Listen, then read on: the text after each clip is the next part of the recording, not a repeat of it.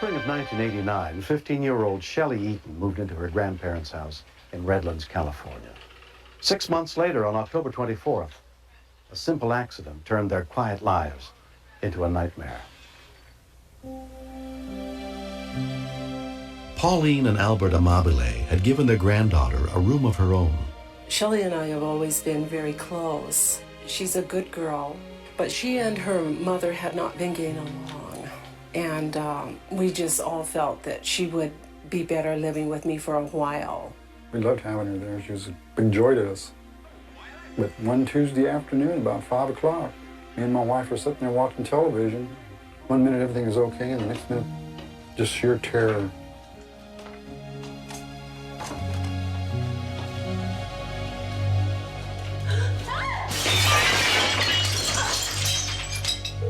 The call for help came in at 5:17 p.m. Fire department. I need an ambulance. Please hurry. Debbie Widlam took the call. What's the problem there? My granddaughter has almost cut her arm off. How'd she do that? She was bleeding profusely. How did she do that? I don't know. How old is she? She's 16. She's 16? Okay, what is she doing right now? Where's she at? She's in the kitchen. We have a towel wrapped on it. You do have a towel wrapped around it? She was bleeding to death. The right arm was cut to the bone, and it was cut so severely there was no way you could even hold the arm together. Okay, ma'am, what you need to do is put a clean towel around it and hold direct pressure on it. Lacerated arm, 801. From the nearest fire station, paramedic Rick Linsky and his partner responded. We got the dispatch as a laceration of the arm. We were probably out of the station within 20 seconds. Are you alone with her? No, my husband. And she kept telling my husband, Grandpa, I'm going to die. And she knew it. But it was hard. Oh, God, please hurry. The people next door came running over, and they came and they got the towels, and they said, hold the towel, wrapped around her like a tourniquet. And that still didn't even help. The blood was still gushing out. It's unbelievable. What is happening? What is happening? What is happening there? Oh, I don't know. Oh, God. Lay her down and raise her arm up. Is that her? What? Is that her screaming? Yes. Okay, and she's on the floor right now? Yeah, she's on the floor. Okay, what is she doing? Is she conscious still? She's still conscious, but she's covered in blood. Okay. Ma'am, I know, and it's going to be all right. No, it isn't. She's a bleed to death before they get here. No, she's not. They're on the way. It's going to be all right. Oh, God. They are on the way. They are on the way. Oh, God, they've got to hurry. Where's she at right now? They're here. We were a little surprised to see people out in the street flagging us down and so forth, and we weren't expecting anything real serious.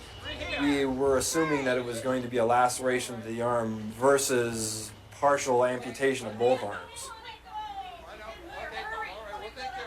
She looked extremely pale. There was a lot of bleeding, a lot of blood coming from both arms, and she was losing it quickly. The cuts were severe. It looked like it went at least through half of the arm, right up to the bone. The bone was exposed through the cut. The obvious priority that we had on that scene was to stop the bleeding in both those arms. We took a roll of Curlex, which is like a gauze, and we took that and put it against the area where the laceration was. And then we took another roll of Curlex and used that to wrap the one that we had in place.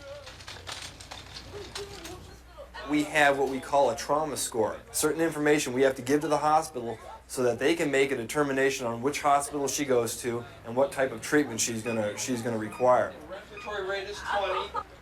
Because of the tremendous loss of blood, Shelley was deteriorating rapidly. Without enough fluids, she would go into shock and die. Okay, good, very good. Sir, could you hang back just a little bit? The biggest fear was losing her, and that was the hardest part, that I knew she was bleeding to death, and I could lose her. At the nearest trauma center, Loma Linda, Nurse Patrice Forges was warned to prep for Shelley's arrival. Dr. Ed Hackey was on call. Dr. Hackey, we have a 15-year-old female coming in, was on a chair and fell through a plate glass window. And the beauty of having these patients picked up by the paramedics is you have a few minutes to hear what the paramedics' assessment is on the radio, so you can get everything ready that you're going to need. Shelley's mother, Lori Eaton, her stepdad, Bill, and her brother, Todd, rushed to the hospital. When I first heard, I wanted to be there right away, instantly, and do everything I could for her, to protect her, to help her, to save her. It's just a panic.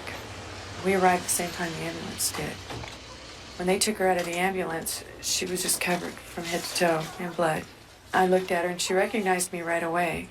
She says, "Oh, Mom, my arms hurt so bad. They hurt so bad." This is your worst nightmare come true. Your worst nightmare. I was just so afraid that she might not survive. Me and my wife were in shock. We were scared. We didn't know what to expect. We didn't know if the doctor was going to come in and tell us that she was dead or she lost an arm, or we didn't know what was going on. And the not knowing hurt a lot because I didn't want to lose her. We realized from the paramedic information that she'd lost about a quarter to a third of her blood volume. And we felt that she needed to go to the operating room as soon as possible. But the wounds take secondary preference. They could end her life if not dealt with. But also what could end her life even more is not having the blood to perfuse her brain and her heart. She was in our department about a half an hour, and then she was taken to OR. We were going fast. We wheeled her as fast as we could possibly go. And then as soon as we got to the door, they were ready and waiting for her and took her on in. One of the first surgeons called in was vascular specialist Dr. Lewis Smith. It would be very likely in this type of an injury to lose at least a portion of both upper extremities. While Dr. Smith worked on the blood vessels in Shelley's left arm, vascular surgeon Robert Brownlee went to work on those in her right. She had multiple nerves and vessels that were severed. It was kind of a puzzle trying to piece things together. We found that she had severed both of the main arteries, and this required a reconstruction where we had to take a vein from her leg and use that vein to interpose the section of the artery that was missing. As soon as they repaired the circulation, orthopedic surgeon Robert Unsell was brought in to try to restore the use of her arms. The anesthesiologist told me that he'd never seen somebody who had lost that much blood still be alive. Dr. Unsell concentrated first on the right arm, which had been nearly cut in half. She had cut 2 out of the 3 major nerves that go to her arm. And this is probably the hardest part of the surgery. It's sort of like if you have a big cable like a telephone line and you cut it, you can't just glue it back together. You have to try to line up the wires so that house A goes to house B like it used to go. Using advanced techniques of microsurgery, the 15-hour operation was completed. The next time I woke up, I was in ICU, and I didn't realize where I was. And when I looked up, all I could see was like 6 bags of blood, and they're all going into my feet, and I'm going, and IVs are going into my neck, and I'm going, oh my gosh, what's happened to me? What's happened to me? Within 3 weeks, Shelley's left arm was almost normal. Doctors expect she'll eventually regain 90% mobility in her right. Until then, she's forced to be left-handed. But I've learned to button buttons and snap and tie, so I can do everything with my left hand practically, except for right, which I'm still working on. Since being released from the hospital, Shelley has moved back in with her family. I'm glad that she's back, because me and my sister are real close there. I didn't really like it when she was gone. This has changed all our lives.